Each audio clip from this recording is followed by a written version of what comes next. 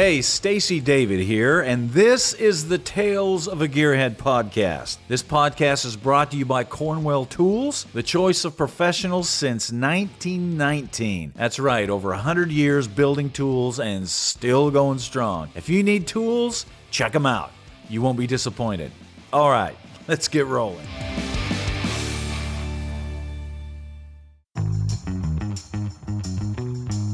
I got a question in the other day, and somebody was asking about scams and some of these car scams that are running out there, and how do you avoid these things, and what are they, and this and that. And it was really interesting, so I decided that I wanted to jump into this a little bit and kind of expose a couple of scams. I've got two scams here that I just pulled off Facebook Marketplace, and I'm going to walk through them, and we're going to talk about them and talk about how these guys scam you or trying to scam you as a car person.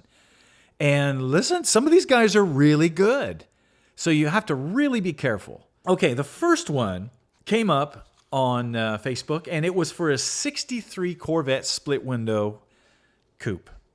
Now, anybody that knows anything about those, that's kind of the holy grail of Corvette. So those don't go cheap. Now, this one's listed for $22,500.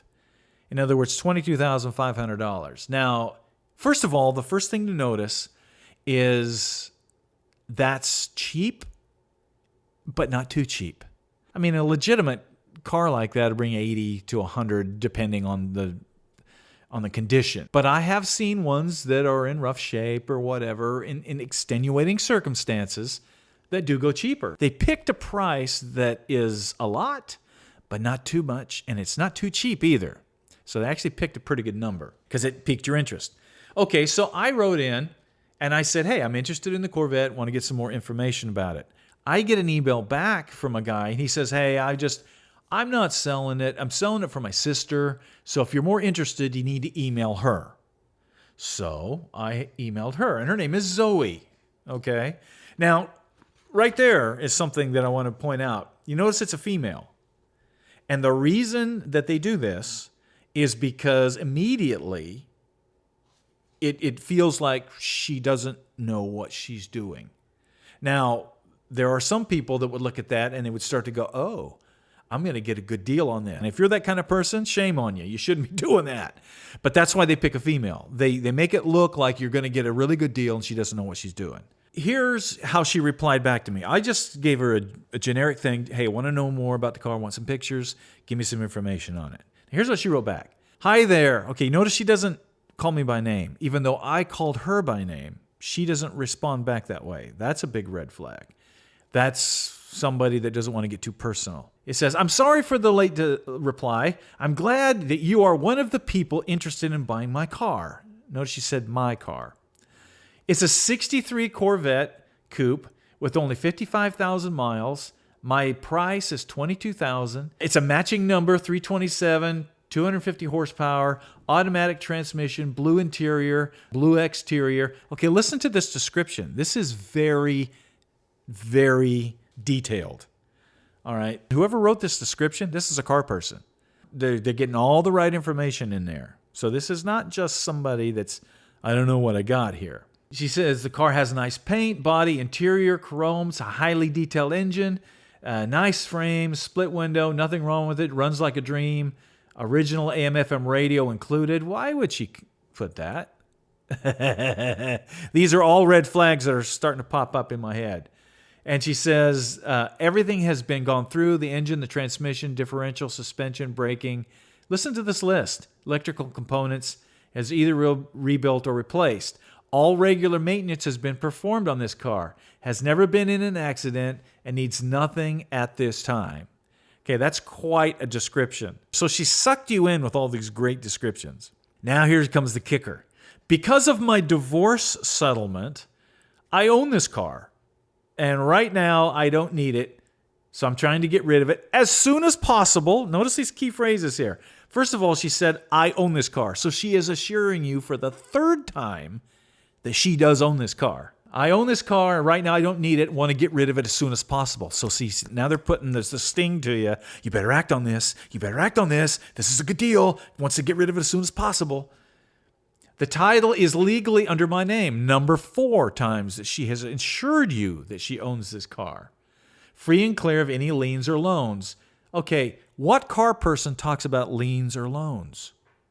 They would just say the title is free and clear. Liens and loans, that sounds like a salesman.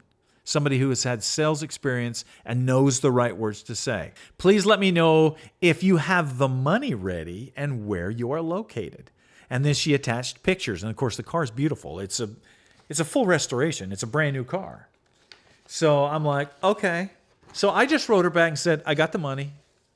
What's the next step? That's all I did. Okay. So she writes back and it says, hi again. Once again, no use of names. Notice that. Now it says, thank you for getting back to me, but I would like to clarify some things first. Okay, here we go. Now the scam's starting to work. I am not in town at the moment. How convenient. I moved to my daughter's after the divorce. Now she's reminding you that she's in trouble. She's had this divorce, so she's kind of down. She needs money, so she's putting that in there, that she is a victim here. The car is already at the shipping company in their warehouse in Indianapolis, Indiana, ready for delivery because someone agreed to buy it, but they couldn't get the loan. So what they're doing here is they're trying to give you one more shot. There's a lot. You better act on this. Somebody already tried. They just couldn't get the loan. So you could be the one. Yeah, you could be the one, all right. You got a big bullseye on your forehead if you keep following this. She says, I would like to use this company in this transaction for our protection. If you're not aware of this program, you should know. You put money into a holding thing, and then you have 5 days to inspect the car. And then if you want the car, then the money is transferred to her, and you drive off with your car. That's basically the scam. She goes, the money will just be held, just to protect us both. Okay. So basically what that's trying to do, let me just put this in a nutshell for you. They're trying to get you to send money electronically and to hold this car while you go up and look at it. And basically, as soon as you send money electronically, it is gone. It is gone like last month's wind, man. It is gone. And there is no car sitting there in Indianapolis, Indiana. There is no Zoe.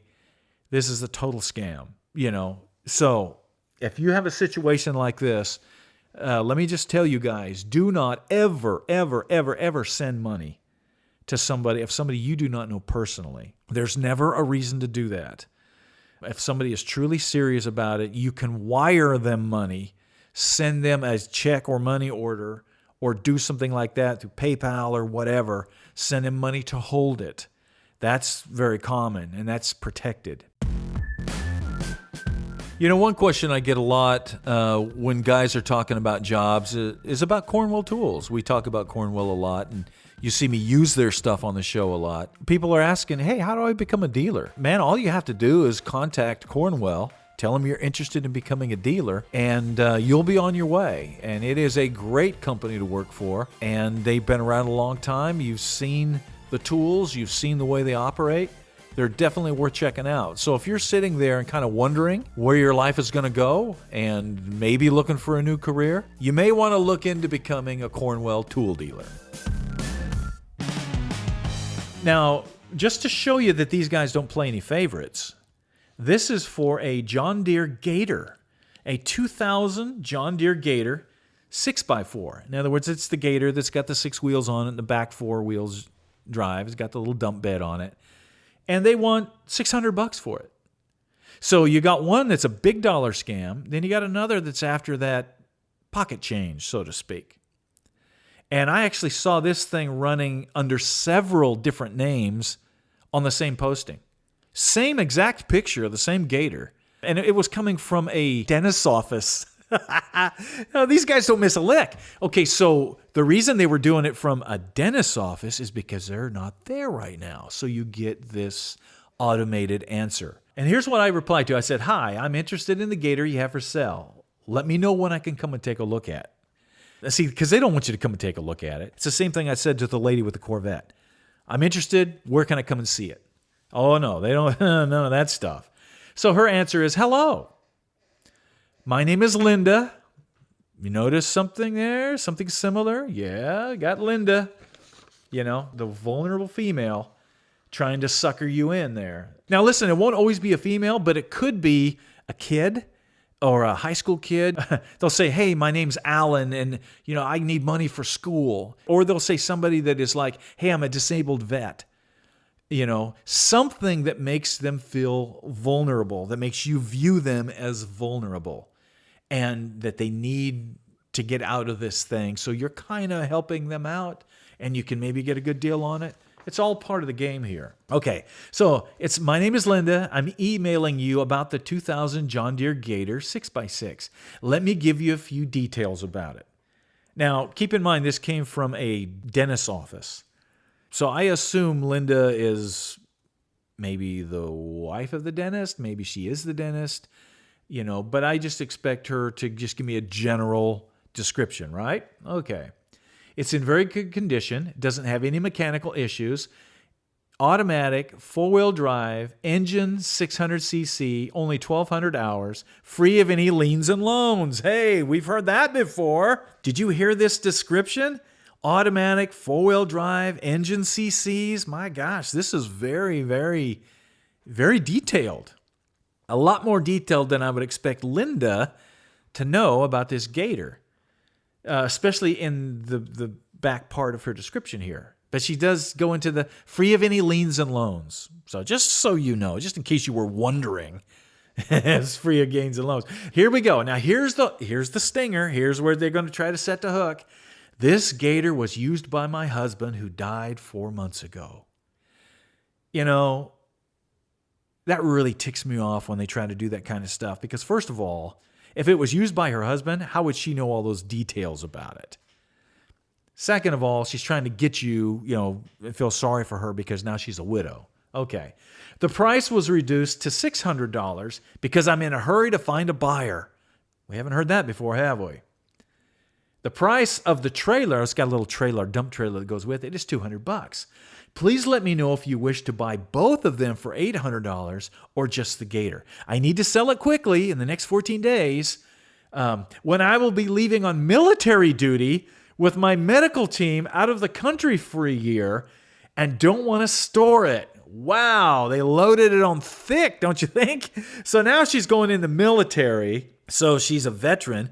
So that, those of us that support the military were like, wow, that's awesome. So you want to help her out. She's a widow. I mean, my gosh, she couldn't have done too many more things here. Maybe she's a nun as well. I mean, I don't know. But anyway, she doesn't want to sell it, just like the lady with the Corvette, but she just doesn't need it. It's not worth keeping. If you're interested, I can send more pics. Once again, they'll send all these pictures, and eventually they're going to ask for you to send money. They're going to try to get you to forward them some kind of money, some sort of down payment, some sort of holding cost, some sort of thing, and that's how these guys work. And then they'll just jump onto another scam. So why am I reading all this to you? I'm doing it to warn you guys that this stuff is out there and it's really prevalent now. And it's happening a lot.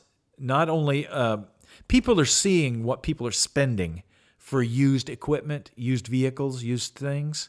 And there's a lot of unscrupulous people out there. So be careful. Check these things out just like I did. I mean, the reason I answered these, because honestly, the Gator thing, that price is not bad. If it is in that kind of shape, that's pretty cheap. But it's not overly cheap. So it's worth checking out. But as soon as you start getting some of these key phrases and stuff, man, hit the door. Don't give these guys your time of day. And do not give them any kind of access to your computer or your accounts or your numbers or send them money. And that's another thing. When you go out and look at a vehicle and you're sitting there looking at it, that's when you pull out the money and make the deal. Not until. I always have a problem with people that try to negotiate over the phone. If you've got something listed for a certain amount of money and somebody wants to negotiate without even looking at it, they're probably not that interested. Basically, what you can do is just say, hey, are you really solid on that price? And generally, the person will come back and say, yeah, I'm negotiable a little bit. Come on out and look at it. And then you might have a chance of him negotiating some. If not, it means it's the set price. Take the full amount and get out there and try to buy it. So anyway, hopefully this helps you out, guys. Be on the lookout for these, man.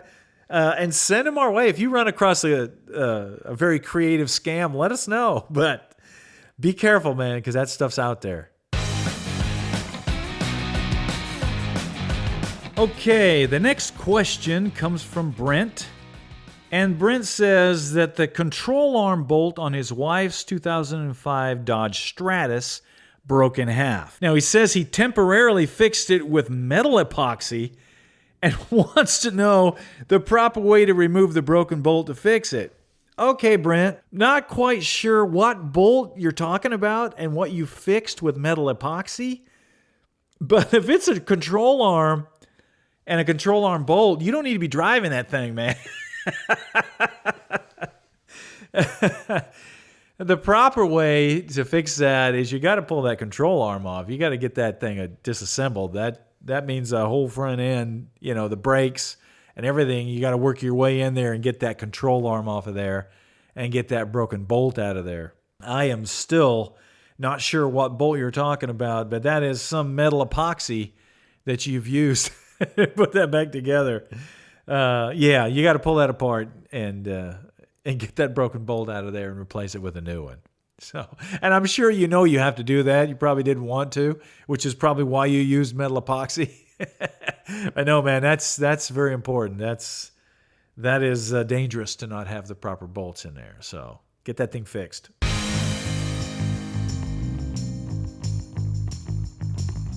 Okay, this question comes from Jim. And Jim says, hey, I'm interested in replacing the 5.7 HEMI in my Dodge Magnum with a HELLEPHANT crate engine. I bet you are. That would be awesome, man. That would be awesome in that Magnum. He says, what upgrades will it need?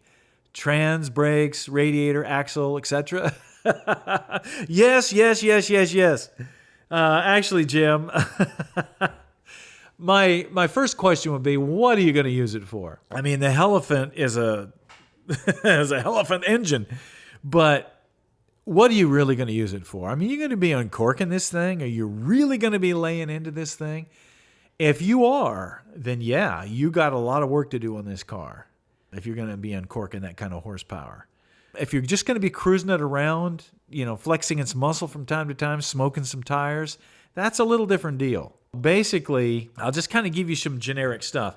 Right now, with the power that we can get out of these, not only the crate engines, but just rebuilding like the Coyote engines or the LSs or the Hemis, man, you can get tremendous power out of these things. 600, 700, over 1,000 horsepower. I mean, this is not unheard of at all, especially when you start tacking on turbos and superchargers and doing all that stuff. Here's the deal. The rest of the car is not able to handle that. So if you're going to be doing something, putting big sticky tires on there and uncorking this thing, all kinds of stuff is going to break loose. So you need to build the car accordingly. But if you're not going to drive it like that, there's no reason to spend the money to do that. You got the HELLEPHANT in there. It looks awesome. It rumbles. It makes all the right sounds. It smokes the tires. And that's great. So that is really up to you. But some of the things you will have to do. Obviously, the cooling system. That'll be different. You'll have to make some changes there. The exhaust system. Obviously, you're going to have to do a full exhaust system on it. Or something, to make that thing breathe correctly, unless you want to choke it down with the stock manifolds and all that mess. I don't know why you would do that. But, so there's those kind of things. The rear axle, transmission, I wouldn't put that kind of a motor in there without putting a transmission behind it that'll handle it. So if you're going to invest in a HELLEPHANT, I would invest in a transmission that will handle the HELLEPHANT. And then, you go right into the rear end, Once again, it goes into how you're going to uncork this thing. If you're going to just be messing around and having fun and cruising with it, then, your stock rear end is all right. But if you're going to be laying into this thing and hooking it up, that stock rear end will be like a bunch of pretzels out the back. Putting the motor in and, actually getting things to bolt in is not that big of a deal. There will be some changes. You might have some hood clearance issues as well. So there's a lot of things to look at here. Not only that, but those engines are not cheap. So you're putting a lot of money into a car that It's all motor now. So, and not a problem with that. I just want to make sure you realize that. So, but anyway, hopefully this kind of answers some of your questions. It's really up to you what you want to do. But this could end up costing you quite a bit. Man, it would be a cool project. I'd love to see it, man. Good luck to you, Jim.